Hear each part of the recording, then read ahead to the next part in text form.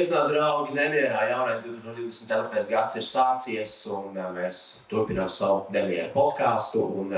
Līdz šim, un arī šodien pie mums ciemos nāk tikai laimīgi cilvēki. Arī šodien pie mums ciemos laimīgi cilvēki, Raivos Lakmels ir Dambis. Un kāpēc es saku laimīgi cilvēki? Tāpēc, ka arī tu tieši tāpat kā man iepriekšējie viesi, gan Brāļa Ābels, gan Ulds Rudaks, visu dzīvi nodarbojas ar to, ko viņi vēlās nodarboties, un tu arī. Es nezinu, vai noteikti tas man ir jādara, bet es to daru, tāpēc, ka man tas patīk, un es tā mēģinu to darīt, jā. Jā, jo pirmkārt tev pazīst kā mūziķi. Pilnīgi noteikti Inokentijas Mārples grupa nākamgad svinēs jau 40 gadus, pareizi. Tur jāskatās, vienkārši tik vecām grupām ir grūti pateikt, kad tur īsti tas sākums bijis, bet kaut kā tā ir, vai nu šogad, vai nākamgad jums ir 40 gadi. Jā, kaut kas tāds tur sanāk aptuveni. Kaut kas tāds. Kā mēs sākām tur muzicēt, jā.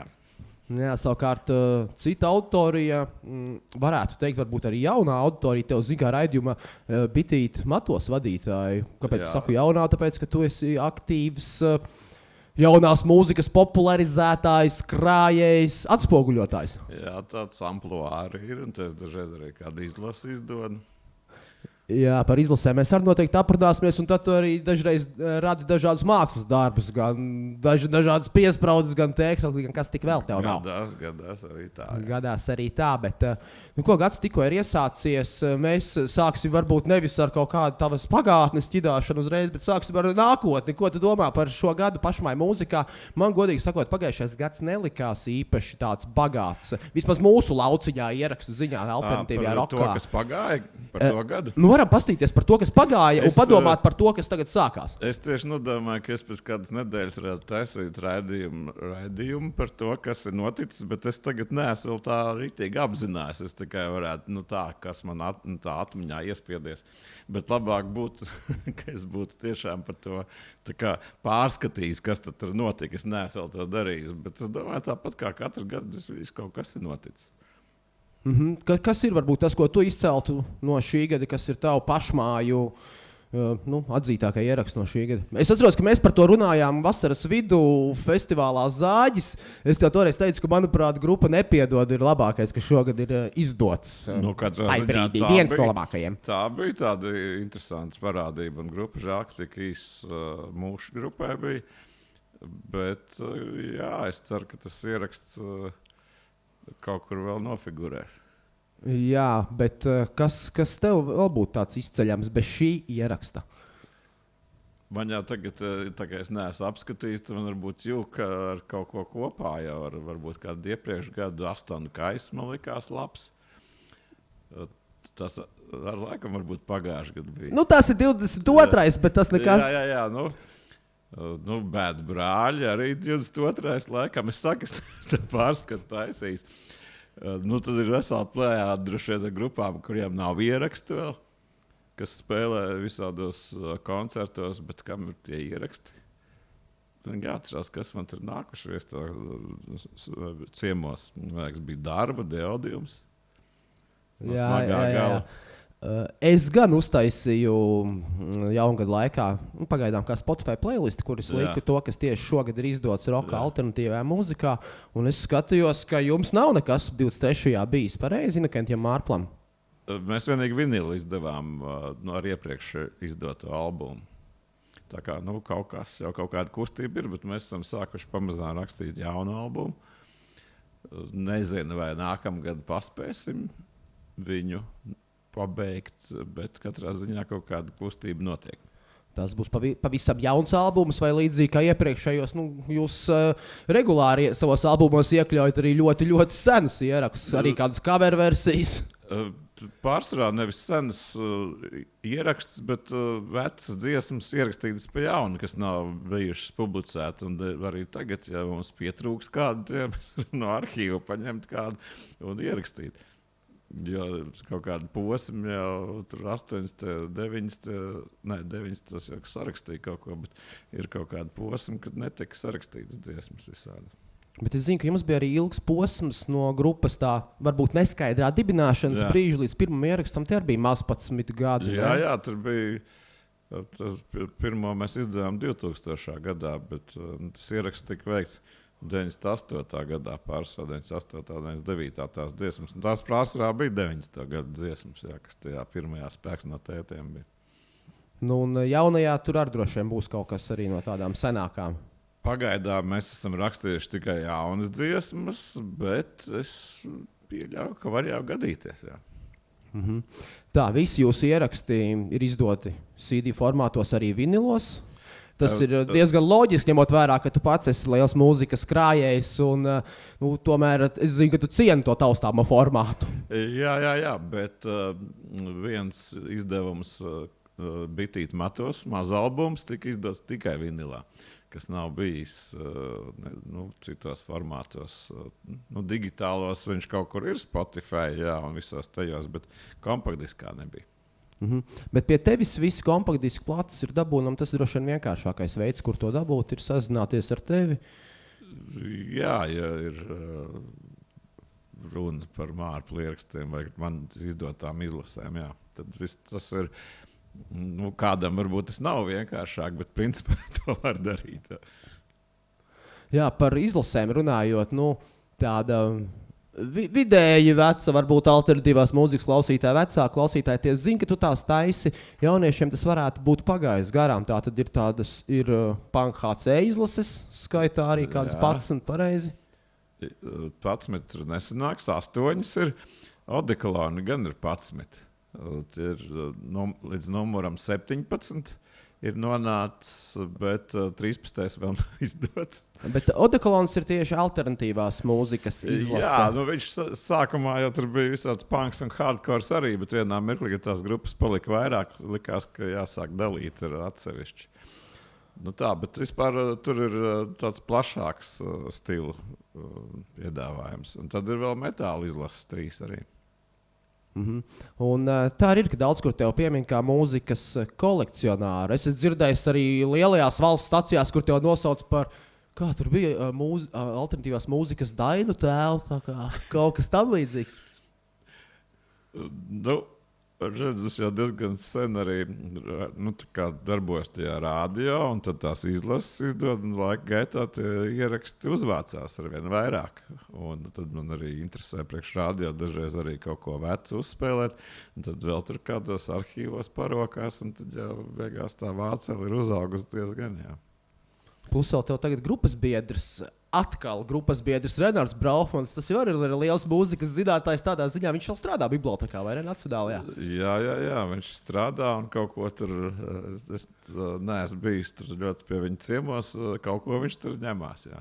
Bet var noteikti, ka no viņa arī var uzzināt kaut kādus jaunumus. Pat tu, kuram ir īstenībā fenomenāla atmiņa. Tā kā ar tev pārnātu, tik labi atceries nosaukumus, gadus un festivāls un ko tik vēl ne. Kaut ko jau atceros, jā. Bet kaut ko arī ne. Okay. Man liekas, ka grupa Inokentijas Mārplis tāds tukšāks posms, par ko ir grūtāk atrast info. Tāpat kā vispār par šo posmu tieši tas 90. sākuma daļa. 80. vidus ir tas jūsu dibināšanas laiks, tur arī Uldis Rudeks to ir labi okupācija aprakstījis. 90. sākumā mēs vēl diezgan aktīvi darbojāmies, bet tad mums bija tāds tukšais posms, bija kaut kur 95, 96, tas laiks aptuveni. Tagad man bija pārdoms, vai turpināt muzicēt vai nē, vai kaut ko citu dzīvē darīt.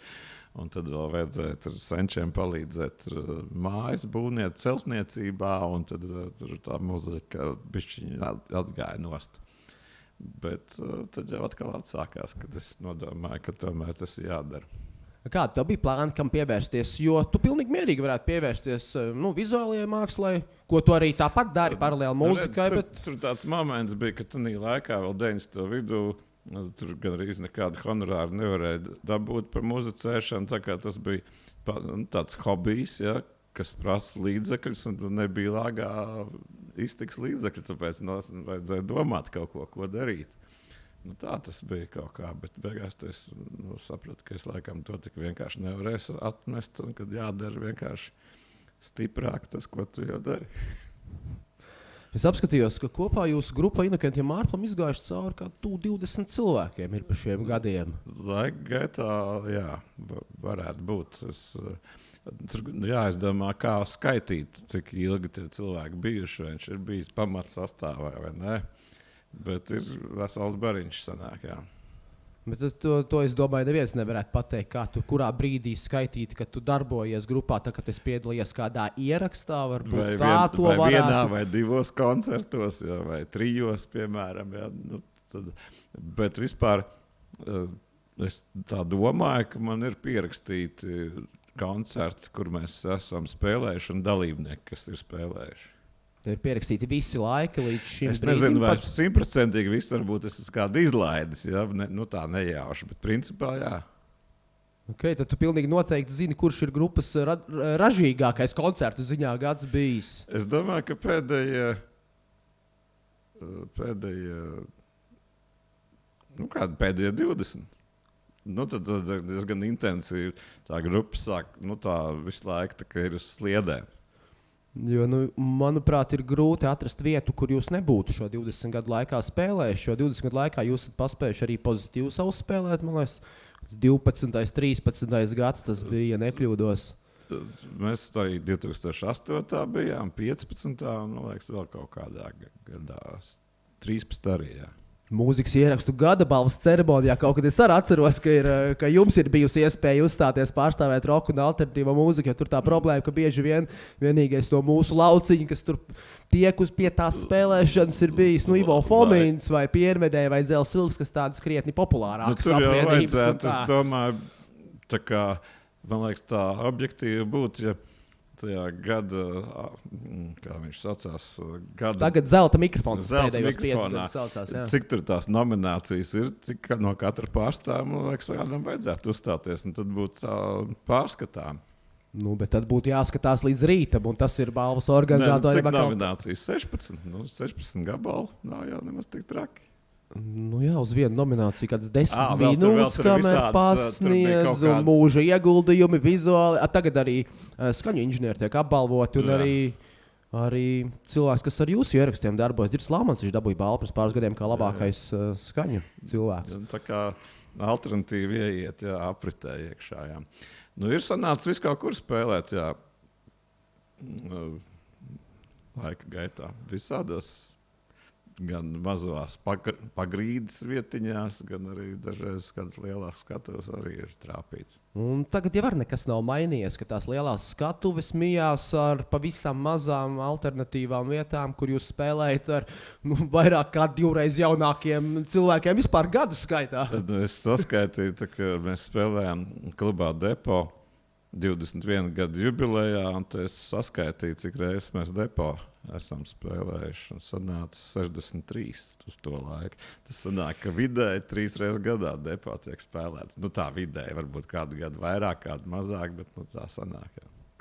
Bet kāds ir plāns? Jūs domājat grupā kaut kā atzīmēt to jubileju, lai kad viņa būtu šogad vai nākamgad, bet kaut ko darīsiet? Es nezinu, mums tāpat notiek diezgan koncerti, un mēs parasti tās speciāli tādas jubilejas neatzīmējam.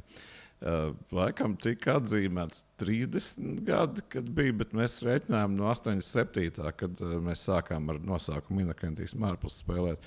Tad mēs 17. gadā izdevām tādu izlasi, kas kādreiz bija 91. gadā izdots, un mēs viņu tā kā pārizdevām no veciem koncertu ierakstiem 80. gadu.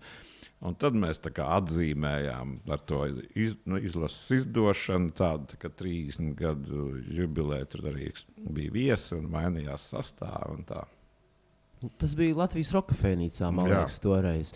Un vēl liels dzīves bija tev 50. jubilejā. Es atceros, Kalncievu kvartālā, vai tā netika svinēta ar koncertu? Jā, tas ar tādu. Tur sakrit tā, ka mūs aicināja spēlēt Kalncievu kvartālā. Un tas datums bija tik tuvu tajā dzimšanas dienā, tad es nodomāju, ka tas ir jāapvieno kaut kā. Un tajā gadā pagodu tam tapa arī filma. Filma par, mēs gribējām izmainīt pasauli, kur ir 3 dalībnieki, tu, Uldis Rudaks un jau Nelaiss Skrips. Jā, es nezinu, vai viņi tajā gadā laikam neiznāca vēl, viņi pāris gadus vēlāk iznāca, bet filmēts tika tajā gadā, jā. Viņi tā kā netika ļoti rādīti kinoteātros, jo tieši bija tas pandēmijas laiks, un viņi tā nav ļoti norezonējusi, bet kaut kur viņu skatīties var, man liekas, kādās vietnēs. Viņu var iznomāt pa nelielu draudzīgu samaksu. Es zinu, ka vietnē Vimeo es esmu redzējis, ka viņa ir atrodama. Tā ir. Bet tā nav filma, jo man liekas, ka tad, kad jau viņi nāca laukā, kad cilvēki daudz domāja, ka tā ir filma par tevi vai par grupu Inokentijas Mārples, bet tā galīgi nav filma par grupu Inokentijas Mārples. Nu, nē, it kā nē. Tā Aija Blei vienkārši tā kā taisīja filmu par laika biedriem 50 gadniekiem aptuveni tā. Un tad kā tur kuram, kas tur notiek. Bet tur jau vairāk viņai jāprast, ko viņi tur bija izplānojis. Bet es biju tā kā tā uzņemšanas laikā daudz ko nevarēju saprast, kāds viņai tas plāns, ko viņi grib ar to filmu rādīt.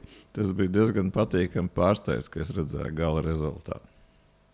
Bet tā noteikti nav vienīgā filma, kur tu darbojies. Jums ir videoklips, kas ir tikpat kā filma Aizmirst brīvību Latvijai.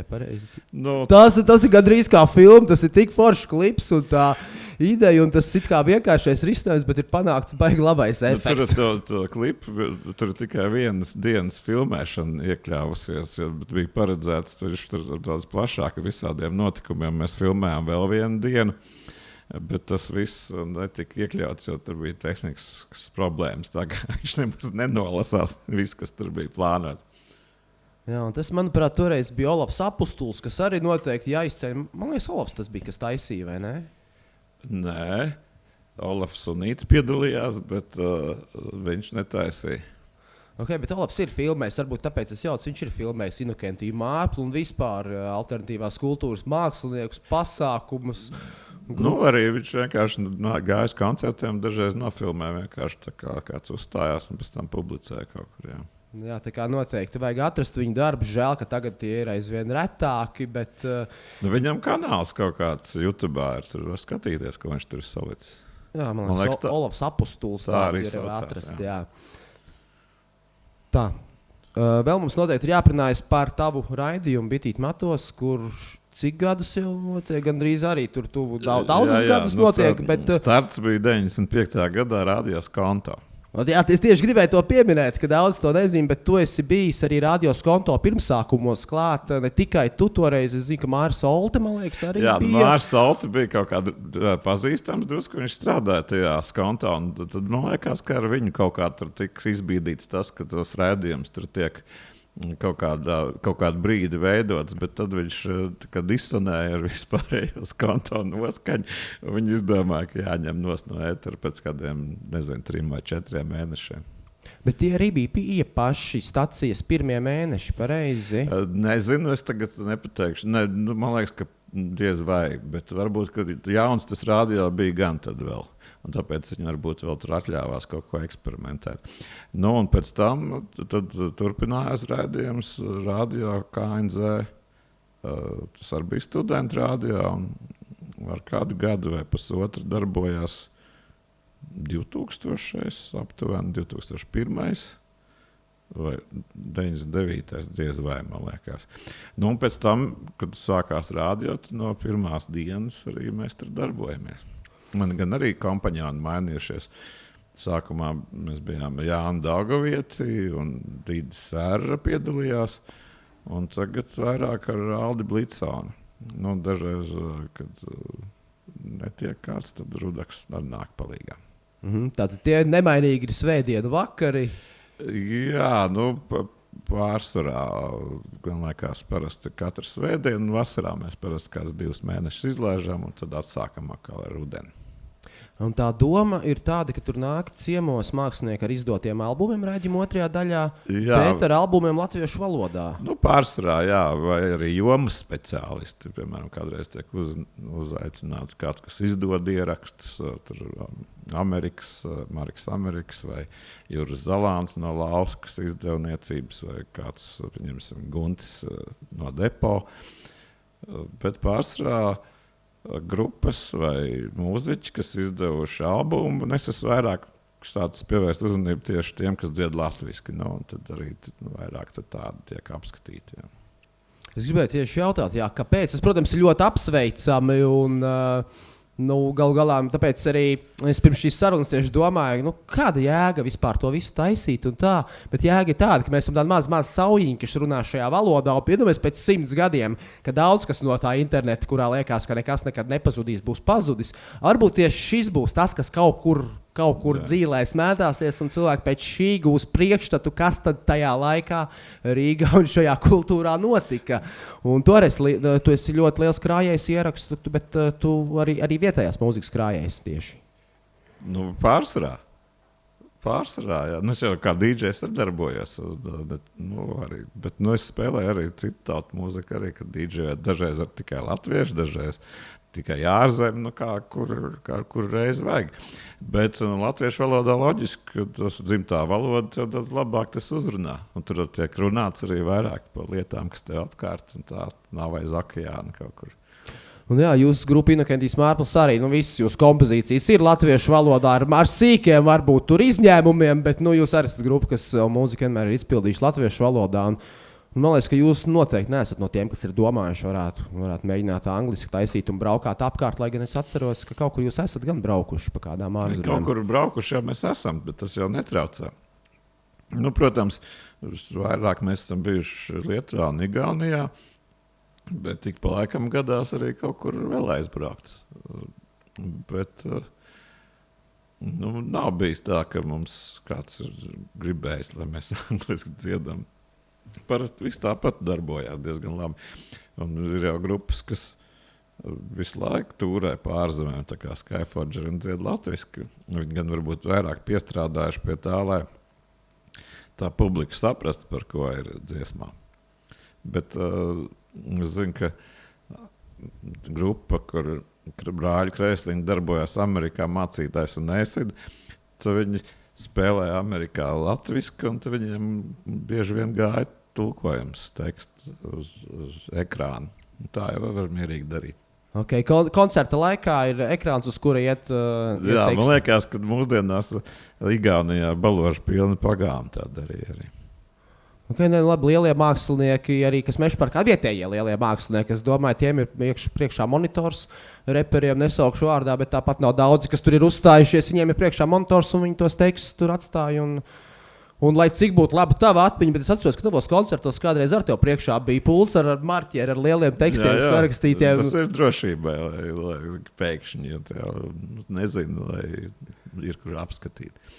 Bet to praktizē diezgan, es esmu novērojis laika gaitā. Joprojām to praktizē, tu pats? Vai? Jā. Bet tie teksti Innocentijā Mārplā, tie ir gandrīz visi ir tavi teksti vai kaut kā savādāk? Jā, ir izņēmumi, bet lielākā daļa man, jā.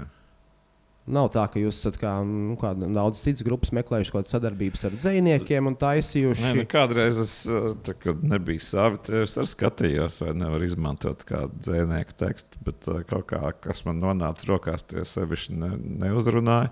Un tad likās, ka jāraksta, jāmēģina pašam to darīt. Jo liela daļa mūzikas klausītāji dalās divās daļās. Viena ir tie, kuriem teksti ir svarīgāki, un otra tiem, kuriem mūzika. Man ir teksti svarīgāki. Man liekas, ka tev varētu būt tā, ka teksti ir svarīgāki nekā tā pati mūzika vai kā tev. Man liekas, kad uz puses tā.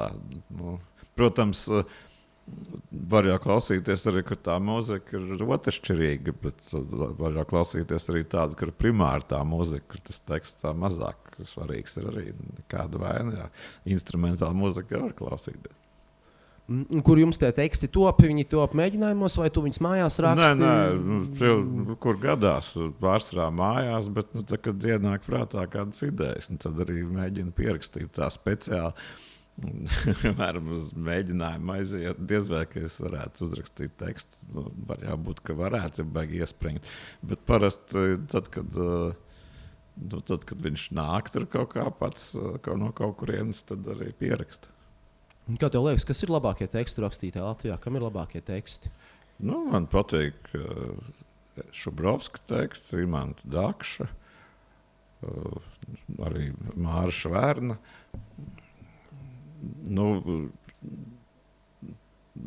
Gan jau, ka vēl ir jau vecākas grupas arī, tur dzejnieki, klasiski arī visādi, bet tādi no laika biedriem, šie varētu būt, ko es nosaucu.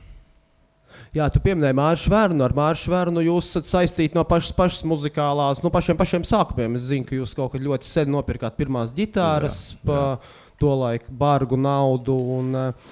Lētākās kādas bija.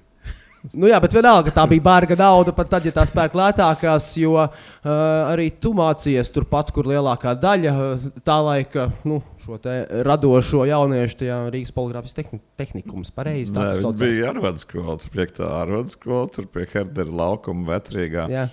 Un tur ar Māri mēs pat nebijām sarunājuši, ka mēs tur abi mācīsimies, bet tā mēs tur nokļuvām pat vienā grupā. Mēs mācījāmies pirms tam paralēlās klasēs 41. videnē. Un tad mēs satikāmies pēkšņi poligrāfiķos. Un toreiz to neviens nevarēja nojaust, ka iespējams, ka jūs izdzīvosiet vispār tik ilgi, ņemot vērā tā laika, varbūt to rock'n'roll, un otrkārt to, ka jūs šobrīd būsiet divi joprojām aktīvākie šīs te alternatīvās mūzikas darboņi. Gan Baloši pilnu pagalmu ar jaunu albumu pagājušajā gadā. Tur ar pēc skaita, ja vēl Šverda solo saskaitīt, tur arī nopietni. Švens ražīgi darbojās, jā. Un kas to būtu domājis, ka toreiz jūs būsiet tie, kas tagad joprojām to darīs. Un varbūt labi atšķirībā no Māra Šverna, bet tu esi bieži viesis joprojām koncertos, kur uzstājas šie te jaunās, kā tagad saka, jaunās scēnas grupas. Gan jau, ka Baloši pilnu pagalmu ar uzstājās kopā ar jaunām grupām, bet mums arī sanāk, pieņemsim, tagad nākamais koncerts mums būs Sid Vicious Day, tur jau parasti ir gan vecākas grupas, gan jaunākas kopā visi. Jā, bet es biju domājis tādā ziņā arī kā koncertu apmeklētājs, jo tu, viens tas, ka tu ļoti daudz spēlē, bet otrs tas, ka tu joprojām koncerts ļoti aktīvi apmeklē, cik vien vari. Tas liels paldies viņiem, ka viņi atnāk uz koncertu, paklausās un arī dažreiz nopērk kādu albumu vai kādu krekliņu. Ļoti paldies viņiem. Un es domāju, ka jaunieši savukārt var teikt paldies tev, ka tu viņus paklausies. Un līdzīgi kā es ļoti bieži noteikti arī dzirdu to frāzi, ka vispār pirmo reizi mums kaut kur kāds pasaules un pirmo reizi mēs kaut kur esam aizgājuši. Tu kā veidojot raidījumu arī ar to tu saskaries. Un tāpēc arī... Jā, es domāju, ka Bitīt Matos ļoti daudz pirmatskaņojumu ir no jaunām grupām. Bet arī es pēdējos koncertus arī saskāries tādu, kur cilvēki man vecuma un saka, ka pirmo reizi ir uz Mārpla koncertu. Es saku viņiem, kā tā varēja nejauši gadīties kādreiz kādā koncertā. Nē, pirmo reizi esat. Tā kā nāk arī cilvēki jau gados un pirmo reizi ir koncertā. Tā arī gadās, jā. Tomēr tā Latvija baigi lielā ir. Okay, un arī daudzas paudzes, cik tur, es nezinu, kā tur viena paudze, cik viņi skaitās ilgi apmēram, bet tās ir vairākas paudzes, kas ir uzaugušas ar Inokentiju Mārpli. Es domāju, ka jūs... Nāk jau arī pēc tam ar bērniem arī un tā. Jā, ja vien jūs nekoncertējat tik bieži, kā jūs koncertējat, teiksim, bet tā ritīgi saņemtos, jūs varētu kaut kādus lielu koncertu uztaisīt Palādījumā mierīgi. Tad retāk jāspēlē, bet es labāk uztaisu vairākus mazākus koncertus nekā vienu lielu, jo tas tomēr ir process. Mēs nespējam visu laiku vienu to pašu programmu, mēs katru reizi mainām dziesmas vai kaut ko tur, un tomēr katra vieta iedod savu kaut kādu noskaņu, un varbūt ir kaut kādu piedzīvojumu. Tā, ka, tomēr tas ir, tu esi visu laiku procesā, nevis tur taisies uz vienu lielo koncertu veselu gadu. Ja. Tad labāk varbūt tās 10, 15 mazi vasarā nekā taisīt vienu lielu man tā liekas. Par koncertiem jums ir kaut kādas tur īpašas lietas, kā jūs gatavojaties, jo man liekas, ka es tā iztēlojos, ka īpaši bieži jūs nemēģināt kā Inokentijas Mārplis. Nav tā, ka jūs 3 reizes nedēļā, 2 reizes nedēļā nāktu kopā un spēlētu drīzāk. Ne, tik bieži, nē, tas atkarībā, cik bieži koncerti. Ja koncerti biežāk, tad mēģinām retāk, tā pēc sajūtas, bet ļoti bieži nē. Bet tas ir, protams, tāds sapnis, ka būtu vismaz vienreiz nedēļā, bet parasti tā nenotiek. Un jums vēl ir tā problēma, bet daļai arī mazāk kā citiem. Jums ir dažādi blakus projekti. Labi, tev varbūt tās ar Amorālo Psihos tur īpaši daudz nepārklājās vasaras brīvdienas, kad tur vieni spēlē otri, bet Renards, jūs basistam gan ir nopietnas grafikas. Jā, dažreiz tur ir kaut kādas šķelšanās momenti, jā. Un Erikam ar tur gadās, ka viņam jāspēlē kādreiz ar Simboliku vai ar Know-how. Nu tā, bet beigās jau kaut kā sabīdam. Beigās kaut kā sabīdat. Un jā, ja mēs pieminam Amorālā psihozi, tā arī man kaut kad likās, ka tā ir krietni jaunāka grupa, kaut kur ap 2000 radusies kaut kā tā. Es biju iztēlojies, bet tā kā es paskatījos. 2000 mēs sākām vairāk koncertos spēlēt ar viņu, jo tas bija vairāk tā kā mājas eksperiments, tāds projekts. Nu, kaut kad 90. gadu sākumā mēs varbūt kaut ko pāris reizes uzspēlējām, bet tā bija aptuveni tā kā man tās muzikālās intereses bijušas diezgan dažādas un plašas. Man dažreiz gribās izpausties arī tā kā citos virzienos, ne tikai tā kā rokā, tādā klasiskā vai cik viņš ir klasisks. Ja? Un tad mājas apstākļos tika veikti visādi ieraksti eksperimentāli un dažādi cilvēki mainījās. Tur nebija arī noteikts kaut kāds konkrēts sastāvs, kam tur jāpiedalās. Un tā, bet kaut kādā mirklī tas sastāvs sāka stabilizēties. Un mēs tā dažreiz muzicējām mājās. Tur 4 un kaut ko tur vienkārši prieka pēc. Un tad kaut kādā mirklī tika nodomāts, ka var tāpat arī spēlēt koncertos, kā mēs mājās spēlējām.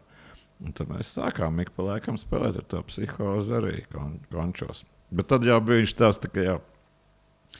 tāds improvizatorisks freestyles jau izveidojies. Ja? Bet kādreiz mēs tur arī konkrētas gabalus taisījām un tā. Bet vai es jaucu, jūs izdevāt arī ierakstu? Ir 2 iznākuši. Ir Melnā pasaka iznākusi kasetē 2014. gadā laikam. Un tad koncerts no Nabas kluba iznāca platē 2018. gadā, bet koncerts laikam ir 15. gadā. Tādi 2 ir ienākuši. Tad ir atsevišķi kaut kādi gabali, tur visādās izlasēs bijuši. Bet ir ļoti daudz ierakstu, kas nav nekur publicēti. It kā es gribētu viņus kaut kur sākt vienreiz visus tur tā publicēt. Parasti jau tev liekas, tur kaut kas nav riktīgi vai kaut kas tur, bet kā ir, tā ir. Bet tie ir mājas ieraksti, kā tu minēji, ka Amorālajā psihozē jūs rakstījāt mājas ierakstus. Pārsvarā. Ir jau kaut kas studijā rakstīts, bet pārsvarā mājas ieraksti, jā, visādi. Bet Inokentijas Mārpils gan nav mājas ieraksts. Labi, tur agrāk bija. Agrīnie tur bija diezgan daudz. Vienkārši es lielākoties praktizēju tā, ka noliek stūrī kaut kur, kur aptuveni dzird visus instrumentus kasetnieku un ka pa gaisu rakstīja iekšā tādā veidā. Visu viedā piegājienā un tā pārrakstot. Jā. Bet ar Inokentiju Mārpli tur jūs rakstat pie Lomika. Pēdējos albumus, vairāks, tagad precīzi, laikam sākot no Pupu mizām. Pupu mizas, tur kādi vairāk albumu sanāk, Un tagad to jaunāko, topošo tā kā pie Lomika rakstam. Pie Lomika tad ir tur Kauliņa mesti rakstīts, tur tup un turies tām pupmīs, viss tas ir viņa rakstītais. Jā. Okay, un tāpēc viņš arī ir vadošais, kas var šo visu ierakstīt, un pie tevis nāk bieži uz raidījumiem viesi, kuri arī visticamāk ir vai rakstījušies tur, vai arī tagad ļoti ērti to var darīt arī mājās. Tur ir vairāk arī plusi, ka jābrauc uz Valmieru rakstīt, jo tad tomēr kas sataisies, un tu zini, ka tu tur pāris dienas tur padzīvos, un tad tur arī vairāk sakoncentrējies tam darbam. Un arī aprīkojums tur viss ir, un Lomiks arī meistars, un tā. Jūs taisat arī kā citas grupas tādas radošās momentus, kur jūs sanākat uz nedēļu radīt? Nē. Jūs esat pietiekami daudz redzējuši un saprotat, ko tas nozīmē patiesībā, ja tā sanākšana. Nē, es domāju, ka tas ļoti labi ir, bet mēs neesam sākuši tā praktizēt, un tā mēs neesam darījuši. Jā. Nedomājiet, ka tas ir tāds arī veids, jo parasti, ka tur sanāk kopā, kaut ko jau sataisa. Ar psihozi mēs sanākam un uzreiz rakstam ierakstu.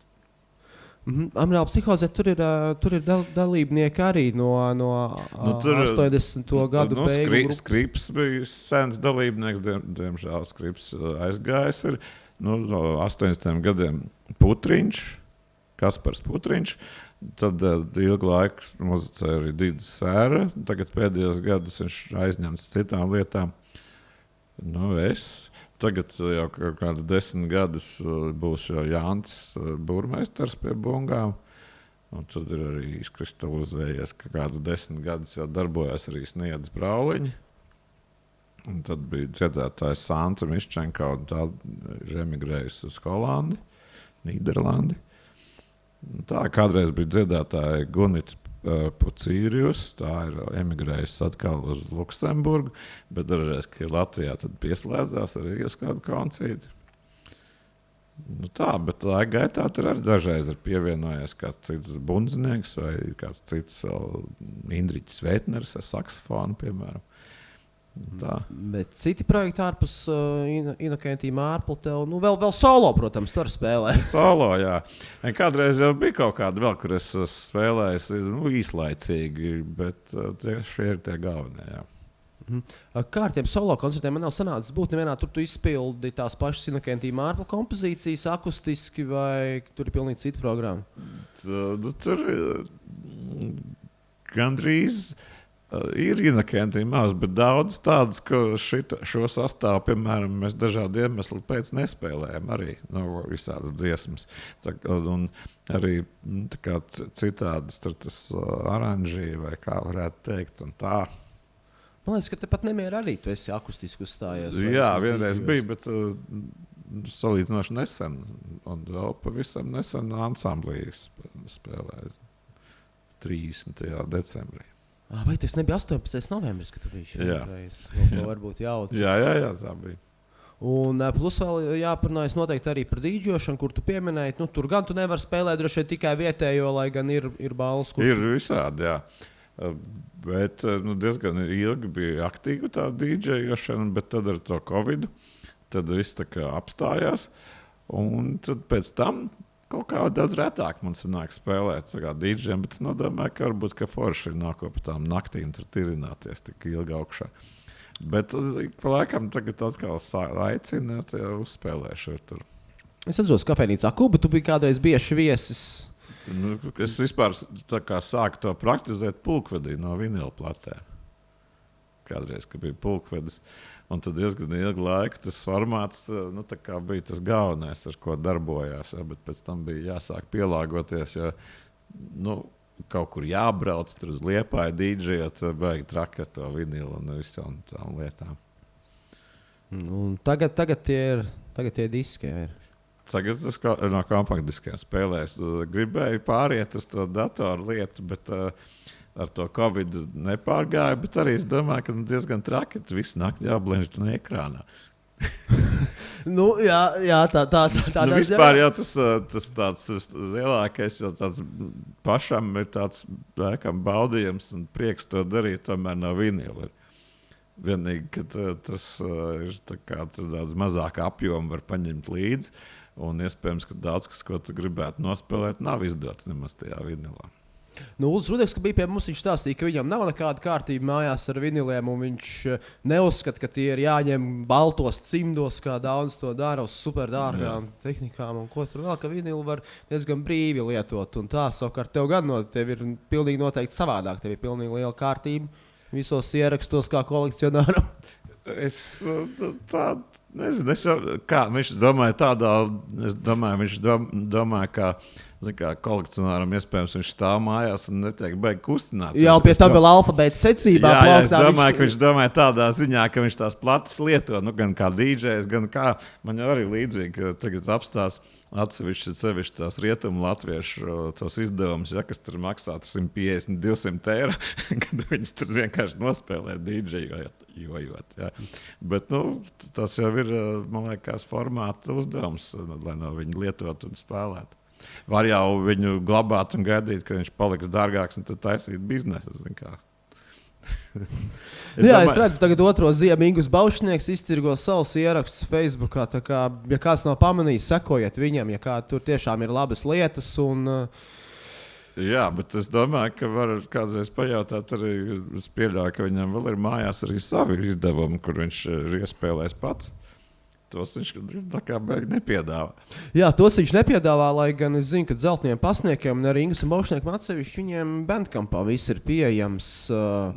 Spotifyā viņi ir mazāk, bet Bandcampā gan viņiem ir citīgi. Viņam Spotify nepatīk pēc izskata, kā izskatās, un Bandcamps patīk, tāpēc viņš liek Bandcampā. Nu, bet tu jau arī nevaram noliekt, tas tāds lēns jauno tehnoloģiju pieņēmējs. Jā, protams, es arī esmu lēns pieņēmējs, bet labi, kad tomēr kaut kā noturos laikam līdz, gan vēl neesmu adaptējies ar tiem sociālajiem tīkliem. Es jau gadu laiku domāju, ka vajag ieviest arī tur lapu, Instagram un kur tur tie jaunieši skatās, kaut kādas savas, bet kaut kā tas tik ātri man neizdodas. Jā. Bet es atceros vēl to laiku, man liekas, ka tev nebija vieta telefons, tagad tev ir vietālrunis arī jau gadus vairākus. Tur bija tā, ka es pazaudēju vienkārši savu kaut kādu telefonu, un mūsu bundznieks Ēriks tad bija Tele2 kaut kāds jauno telefonu pārbaudītājs, un viņš iztaisīja atvilku un iedeva man vietālruni kaut kādu, un es sāku lietot viņu, jā, tādu. Okay, es atceros, ka vienā intervijā, varbūt nezinu, kurā vai es to lasīju, vai es to rakstīju, bet tur bija arī, tur tu biji minējis, ka tu par sevi pēc kaut kādiem gadiem, 15, 10, 20, tev jautāja, kur tu sevi redzi, un tu arī atbildēji, ka tu sevi redzi, turpat apmēram. Ka tu tā ļoti lēni darbojies un ilgi dzīvosi. To es nezinu. Mūsdienās jau tev piespiež darboties diezgan strauji. Tu nevari vairs ilgi gaidīt, ātri jāpieņem lēmumu, jo tas laiks kaut kādā ziņā ātrāk iet. Mūsdienās nekā kādu laiku apakaļ. Jo, ja mēs runājām arī par internetu un tos pašus Spotify, jo jūsu mūzika arī salīdzinoši nesen, pēdējos gados tika parādījās. Un izlases, kuras mēs pieminējām, Odekolons, Latvijas Metāls, PNHC izlases, tās nav pieejamas internetā tādai. Es domāju kaut ko par to, bet es nezinu, vai tur nav arī sarežģījumi ar kaut kādām autortiesībām un visiem tiem dalībniekiem, kas tur ir. Un tas sanāk, ka es lieku iekšā citu cilvēku darbus. Jā. Bet var jābūt, ka popularizēšanai tas labi ir atkal. Tas kā uz to skatās. Jā, un tur būs tā problēma, ka lielai daļai no tiem māksliniekiem, kurus tu liksi iekšā, noteikti nav Spotify profili, kur tu vari pievienot, tur būs. Jā, tur varētu sanākt čakars paliels. Jā. Tā kā tās izlases pagaidām ir tikai taustāmā formā. Pareizi. Kāds jau kaut kur ir salicis pa stūriem jau kaut kādu daļu. Jā. Bet taustāmā arī vēl var dabūt pat kasetēs.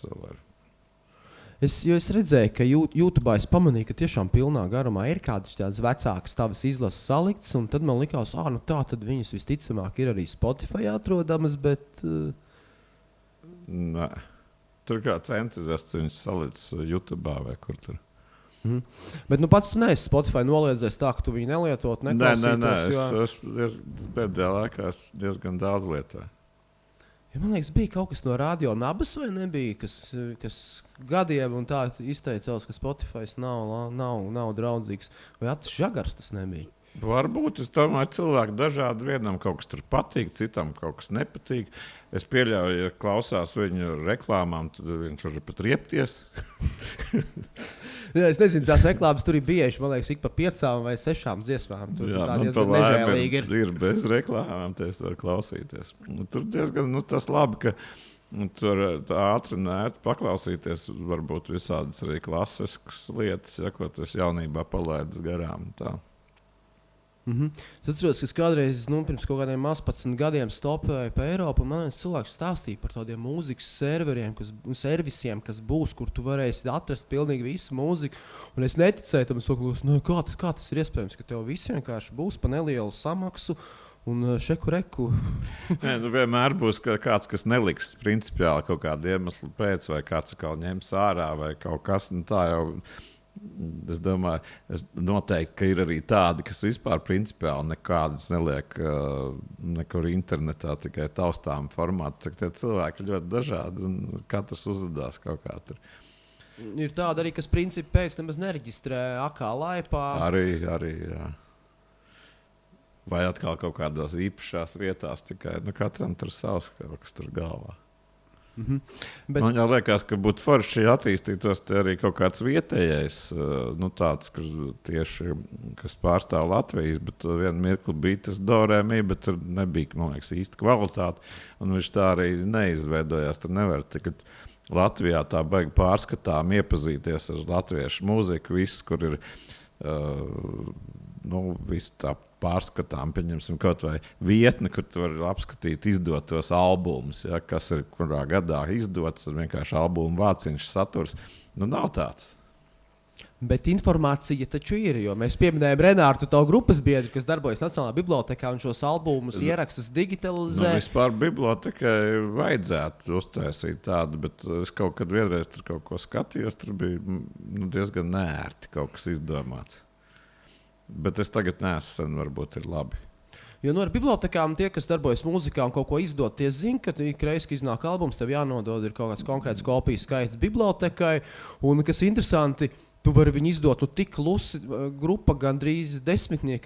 Es nemēģināšu latgaliski izrunāt, bet tā, ka viņi pirmo ierakstu izdeva, viņi bija ļoti pārsteigti, ka viņiem uz Dubuļiem, no kurienes viņi nāk Latvijas augstākais ciems, tur ir 7 iedzīvotāji, man liekas, tur, kur Jānis Kuzmīnskis dzīvo. Viņam atnāca ziņa no bibliotekas, viņi bija pamanījuši, iespējams pateicoties tavam raidījumam, kur viņi toreiz viesojās, bet nevis ar jaunāko, bet vēl to iepriekšējo debijas albumu. Viņš teica, ka viņus atrada un viņiem pienāca ziņa, un viņi godīgi izpildīja savu mūziķu pienākumu pret biblioteku. Tas labi, ka kāds to izdara un tā. Cerams, ka tur viņiem tas veidojās kaut kāda tāda pārskatāms, kaut kāda kolekcija. Bet ļoti daudz, kas vēl ir, man liekas, privātās un visādās kolekcijās, kur gan jau laika gaitā viss tas internets visu to apkopos tā kaut kādā. Ja kāds mācīs tam dabūt finansējumu, tad apkopos, bet tā vienkārši no entuziasma vadītam tur jābūt lielam entuziasmam un galvenais, ka baigi daudz laikam brīvam. Arī šitādas, pieņemsim, Latvijā neiznāca visādas, kas daudzās zemēs ir izdotas visādas vietējās roka enciklopēdijas un visādas arī grāmatveidi, uz papīra. Latvijā arī nebija nekas tāds. Labi, ka mums iznāk vēl grāmatas par mūziku, jo es pats kādreiz darbojos Jānī Rozē kaut kādus gadus 5. Tas bija laiks, kad bija mēģinājumi izdot populāru mūziķu biogrāfijas. Viņas pat bija labas, tur Erika Kleptona autobiogrāfijas un tās pašas tā klasiskā Kurta Kobeina grāmata latviešu valodā. Bet redzot pēc tam grāmatu veikalos, grāmatu izstādēs, ka viņas izpārdot pa 2 eiro vai latiem toreiz, sapratu, ka viņas... Lai cik tas būtu vērtīgs materiāls, bet nav viņas tik daudz vajadzīgs. Un tāpat Ulda Rudaka ar okupāciju, ko visi viņi atzīst, ka tā ir manta, arī tā vēl mētājās salīdzinoši nesen. Viņai jau gan taisīja papildu metienu, pirmo jau izpirka. Jā, pirmo, un tur arī ļoti daudz figurējat jūs un vispār visu, kur tik tur Uldas nav dzīvojies. Bet jā, par grupu Inokentijas Mārpils arī kāds ir gribējis rakstīt grāmatu? Tā ļoti konkrēti. Neatceros, kāds tā būtu pieteicies. Bet Ulds Rudaks to vēl nav iedomājies tev kaut kad izstāstīt. Nav bijusi tāda doma nevienam. Varbūt, ka viņam ir bijusi. Es nezinu, viņam bija kaut kad viņš gribēja pērkonu rakstīt, bet laikam tas arī kaut kā nerealizējās. Tas vairāk viņam jāprasa. Un filmēt dokumentālu filmu Inokentija Mārpili ir bijuši gribētāji. Es atceros, ka kādreiz bija YouTube'ā tāda neliela, tā gan bija vairāk par tevi. Viņa bija gaujas telpās filmēta, tie arī ir kaut kādi 10+ gadi tāda dokumentālā filma. Jā, tā bija tāda pusstundu gara filmiņa bija tāda, jā, tur tā arī pieminētā Gunita Pucīrus tagad, tad viņa bija Trikuma vēl, un tad viņa tādu izveidoja. Ir bijušas kaut kad domas, man liekas, Edmunds Jansons kaut kad gribēja, bet tā arī tas palika tā gaisā. Kaut kādas arī šajā, tur jau parādās kaut kādas dokumentālās filmas iezīmes tajā, kur bija par mums 3, tajā Aizblēja filmā. Bet varbūt, ka vēl nav pienācis laiks, vēl jau viss kaut kas notiks. Vēl viss kaut kas notiks, bet jūs būtu ļoti pateicīga grupa, par kuru taisīt dokumentālo filmu. Pirmkārt, jūs esat sēni, jūs varat daudz izstāstīt, un otrkārt, tāpēc, ka tev ir ļoti daudz sakrāti visādi materiāli. Es pat pieļauju, ka tur pat sanāk diezgan spraiga mākslas filma. Tāda, kur mēs varbūt pat nepiedalītos, bet tur varētu izveidot stāsts. Jā. Nevis dokumentālā tāda klasiska, kā bija tā, kā viņš tur bija. Mēs 60. mēs 70. vai bija tās sērijas? Es pēdējā iznāca vispār. Manuprāt, neiznāca pēdējā. Trešā. Jā, ka būs drīz. Okay, bet tu arī vēl mierīgi kāds varētu mēģināt uztaisīt, un man liekas, tas var būt vērtīgs materiāls. Es domāju, ka principā jau var taisīt filmas par katru grupu gandrīz. Ja ir iedvesma un labi to kāds var uztaisīt. Jā, varbūt, ja grupa ir bišķiņ vecāka par gadiem 5, tad tur, lai ir kam taisīt. Jo, lai gan daudzas varbūt padzīvo kaut vai arī no jaunajām īsus, bet skaistus mūžus. Spožus. Arī tie paši Pauls Raimonds. Tas bija īsts, cik viņi tur 3 gadus varbūt padarbojās, bet tie bija spoži laiki un kaut kā viņiem tieši sakrita tajā laikā sāka darīt, tad, kad tā jaunā scēna sāka atzimt spēcīgi. Pa scēni jau var gan jākaurēt uztaisīt daļķēni. Jā, jo to vislabāk var redzēt tajos panku piknikos, kas joprojām notiek. Tur mainījās organizatori kaut ko laikam. Es sapratu, ka viņi tur līdz galam kaut kā savādāk. Dāvis netaisa vairāk, kas iepriekš taisīja, bet tagad to dara jūsējā Aldis Blitsons. Aboliņš, Edgars arī. Jā. Un gan jau ka vēl palīgi. Es nezinu, vai viņi taisīs arī šogad vai nē. Redzēsim. It kā ir plāns laikam esot, ka jā. Bet nezinu, vai tajā pašā vietā. Tā vieta jau unikāla ir kaut kādā ziņā. Bet tur kaut kā grūti laikam ejot ar to īpašnieku vai tā. Jā, bet vienalga viss cieņa tā vieta, kā alternatīva vieta ir arī vairāk kā 10 gan. Es atceros, ka es tur vienkārši braucu ar velosipēdu un dzirdēju tālumā mūziku. Parasti sēdienu tābi un iebraucu, pastīties, kas tur notiek. Un tur bija pirts un tur sēdēja cilvēki. Tādi var redzēt, ka sēž jau 2. dienu vismaz un viss tur notiek. Tā kā man liekas, arī nav ko īsti sūdzēties par tām vietām, ka viņas paliek mazāk. Viņas vienkārši mainās, pārceļas. Jā, parasti jau kāda aizvarās, tad nāk kaut kas vietā, vai atkal kāda atvarās, tad kāda aizvarās. Nekā nav tie cilvēki tik daudz, tad redzēs tagad no vislaiks, ka grūti būs arī depo runā, kad laikam līdz vasarai varētu būt tajā vietā. Bet runāja, ka varētu būt līdz decembrim, līdz šim brīdim, tagad līdz vasarai. Prieks, ka Guntis ir apņēmības pilns, ja tomēr būs jāvar ciet, tad vērš šo citā vietā vaļā atkal.